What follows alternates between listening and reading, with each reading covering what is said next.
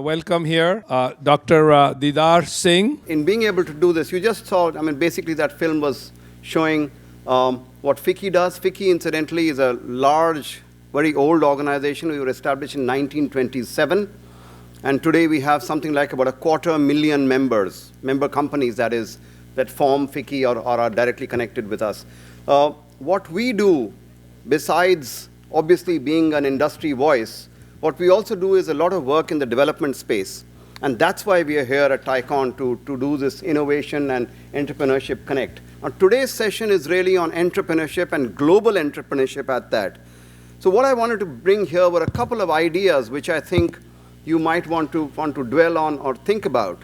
Idea number one was that entrepreneurship as we know it today is something that India, or rather Indians, have had for centuries. It's nothing new. As many of you may know, between the 12th and the 18th century, India probably was the largest entrepreneur nation in the world. 24% of world GDP was run from India by Indian trade, Indian enterprise. And then, of course, we had the colonial period and everything went down the drain. But basically what it means is that entrepreneurship has been part of our genes for many, many years, and that is why we've been able to do rather well on the world stage.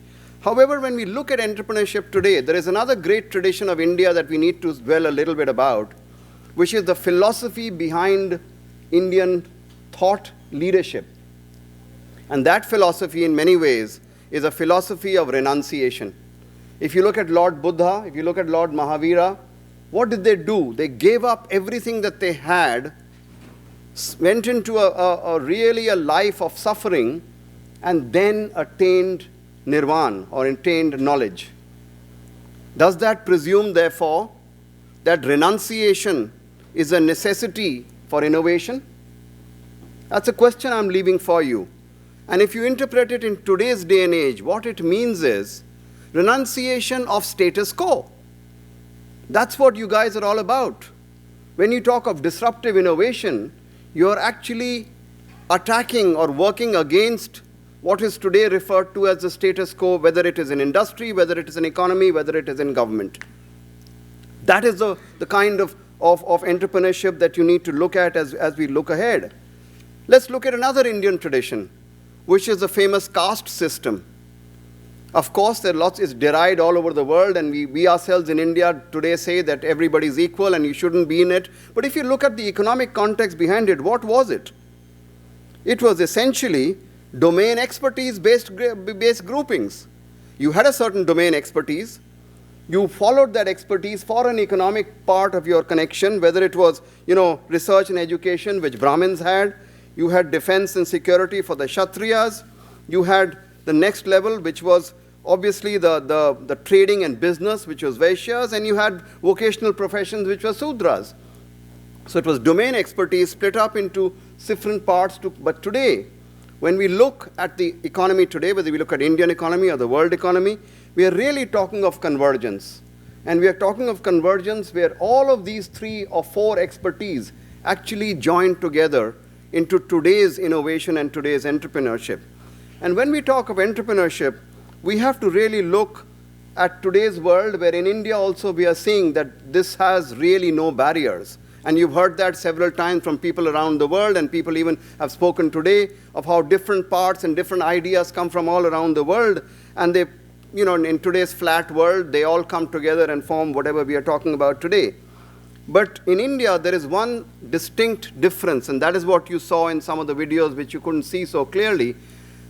We have been working, FICCI has been working with social innovation at the grassroots level. We want to make sure that this innovative spirit that we talk about is something which is relevant for the Indian economy.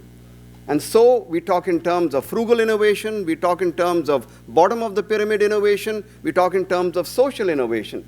All of these are ideas which ensure that the kind of work that happens is relevant for the economy as we know it in India today. And incidentally, FICCI has worked over the last 10 years on this. We have helped establish something like about 900 companies around the country, and all of them have been basically ideas which came out of laboratories, government laboratories, most of them, and then they got converted into this kind of activity.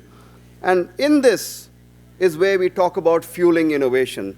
This is my last point when I'm talking about entrepreneurship coming from fueled innovation. And that fueled innovation is the kind of projects that we run, and you've heard them, you've seen them on the film, where we run, basically do capacity building, business development, and a constant advisory role that we play to all these companies whenever they want to come. And you've seen 50 of them are here at TiEcon themselves, and they're talking about their innovation and the work they did to connect up with you, hopefully to be able to reach the next level of this wonderful story of entrepreneurship. Thank you very much. Thank you. If you have, thank you, Dr. Singh. If you have any questions, please. I'm not sure you didn't text them that way. We can ask by raising the hand. That's okay. If you can speak a loud voice, speak with a loud. Yes, please go ahead. Absolutely, absolutely. They have to be. You know, that's an important point you've raised. Innovation and entrepreneurship for India is not an option. It's a survival. You know, we must never forget our demographic dividend, where we are going to end up with a very, very large population and a large number of youth looking for jobs, looking for something to do. So unless we can apply innovation into actual grassroots programs, whether they be infrastructure development, whether they be science and technology, whether they be business, or whether they be small enterprise, that is where the jobs are going to come from. That is where the young kids need to go to find their lives. So it's an absolute necessity, and it is being applied already, and we'll see more of it happening across the board. You know, you've raised an extremely important issue, an important point. Innovation is meaningless without adaptation. I mean, everybody can do research and come up with some great idea, but where does that idea go? So what we have done, when I talked about the 900 companies, we've converted those ideas into actual commercial enterprise. These 900 companies are functioning in India today.